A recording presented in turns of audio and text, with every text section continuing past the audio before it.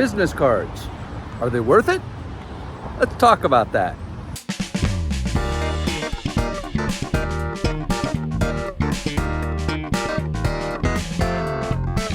Hey, today we're going to be talking about it's 2025. Are business cards worth it? My guest today is Jacob Gallant. Jacob, would you like to introduce yourself? Yes, so I'm Jacob. I'm the development director with the American Heart Association, overseeing Lancaster and York. Excellent, excellent. So why are we having this discussion today? Because the topic of business cards came up in a call that we were on, and I think we both have some opinions on this. We do. Do you have your dot card with you, or I don't believe it's a dot card. I believe it's similar. It's not. I have the Popple. You want to show the audience? Yes. A Popple. It's got a QR code on the back, and then if you have an iPhone, you can just tap. Nice. Does it work with Androids? That's what the QR code. That's what the QR code is. Yes. Okay, so he has those. I have business cards. This is the stack of business cards that I got out of my desk drawer today. When I will go through these and organize them, I will put them in a shoebox with alphabetizing if they make the cut. Not all the cards make the cut. All right, so I'm going to start this off by actually reading a comment from Bob Buzzard, who works with MVE, and he kind of had this question about a month ago. After you and I had already set this time up, I saw he had a post on LinkedIn, and I thought he kind of summarized it, and I think we'll just talk about kind of what he summarized. Absolutely. So Bob Buzzard on LinkedIn says, QR code, the dot card, the business card, or both. After attending an event, I usually end up with a pocket full of business cards. Obviously, there are a few that I want to keep top of mind and make sure I reach out to them. At the same event, I will also scan a person's QR code to obtain their contact info. This is convenient and usually comes with one less business card. Fast forward to after the event at the office, or even the next day, I'm now going through my business cards, remembering who I need to contact. The business cards help trigger my memory. The sole QR codes that I scanned require a little more effort to remember who I talked to and what we talked about. As someone who struggles to remember names and many things short term, especially in a setting where you may talk to 20 plus people, my sole QR code contacts may be forgotten. So maybe I liked this because he kind of speaks to my way of thinking on this. But I think he brings up a couple of interesting points. Both have levels of convenience, right? The business cards are convenient for what he said as like tactile memory part, yes. Right? I picked up this business card. Holy crap, I forgot to call Sarah. I should call her. Right? As opposed to, I can't find that business card, and now I will never know who I talked to, whereas if it was in my phone because that person scanned it, I have it. So they're both convenient. Where do you fall? I know you have that card, right? Mm-hmm. You don't have the paper business cards. So talk to me about, he mentioned something about, I may not know who I talked to. Is there a mechanism to know who you talked to? So with mine, yes. When someone scans mine, we both get an email from the company. With each other's email in it, just as like a default introduction. So the next day after a networking event, I check my inbox. I will have emails sitting in my inbox from everybody that scanned my card. That is actually very convenient. So that takes care of that problem with it.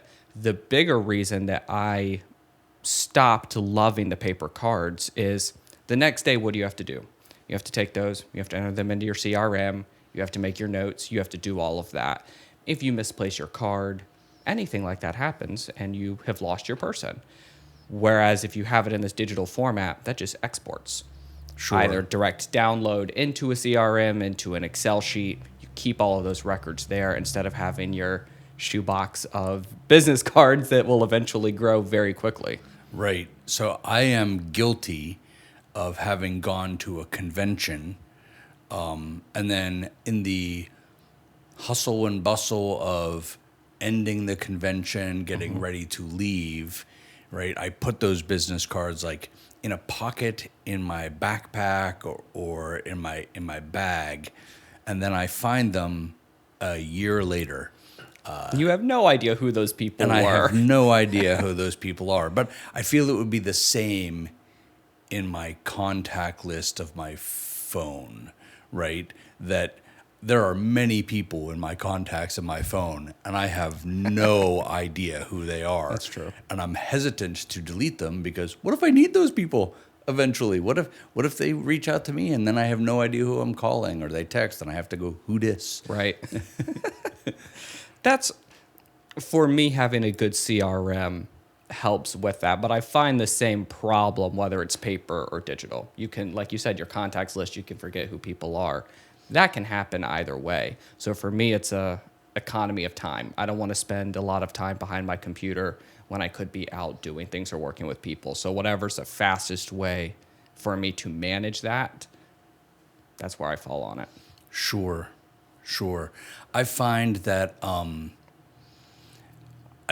share the paper business card very easy with an employee, right? I can also share contacts, but I usually have to share contacts with people that I'm already associated with on my phone. Whereas I could have, it happened last week actually. One of our bindery supervisor came and said, "Hey, do you have the contact for?" I think it was a coding person, and I'm like, "Yeah." Went through the box, pulled it out, just handed him the card. I'm like, "Just give that back when you're done." So he was able to take that, get the information, talk to that person, and then give that Right. back to me, which was very convenient. I didn't have to send it to his phone, which then he had to transfer to a work device, right? It was, That's true. yeah, so that was convenient.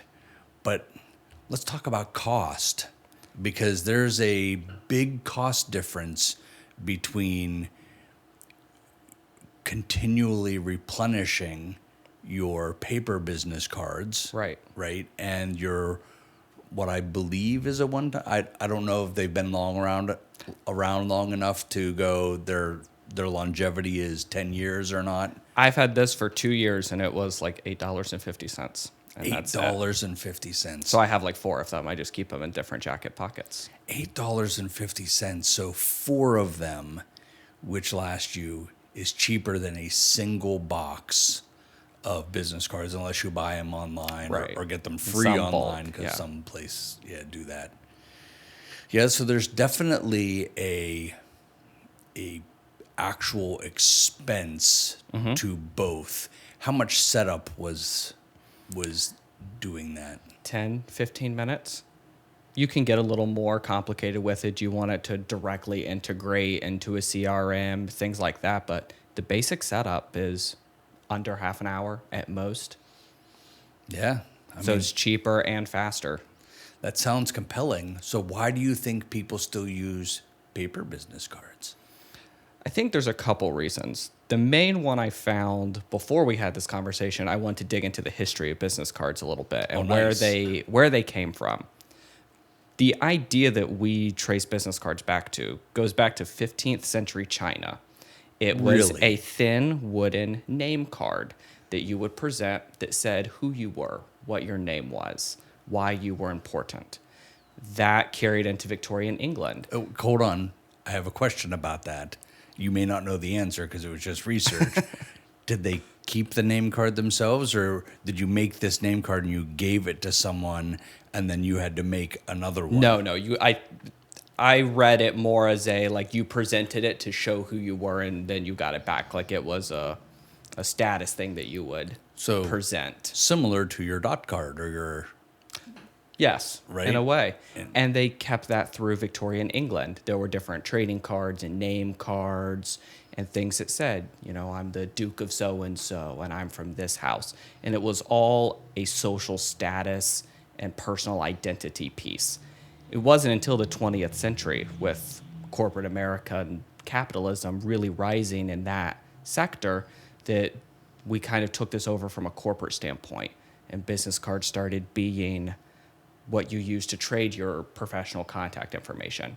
That's relatively new.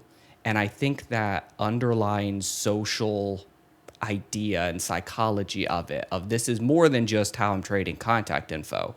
This is how I'm telling you who I am and why I'm important. I think that subtle piece has stayed in there a little bit. Sure. And that makes it a little bit more difficult to want to get rid of that. Right. It's almost an ego stroke. A little bit, even subconsciously, we've Right. just been, for so long, this is what it was. And I think that's why, especially post-COVID, you start to see more and more the digital cards come up, because people are more and more working from home. Or, my job is my job from 9 to 5, and then I'm doing my thing. And there's starting to be that little bit more of separation between work and self. I think that's why maybe some of that social implication on business cards is slowly starting to subside. And you see more and more people just saying, here, scan my LinkedIn. Sure. So I'm 53.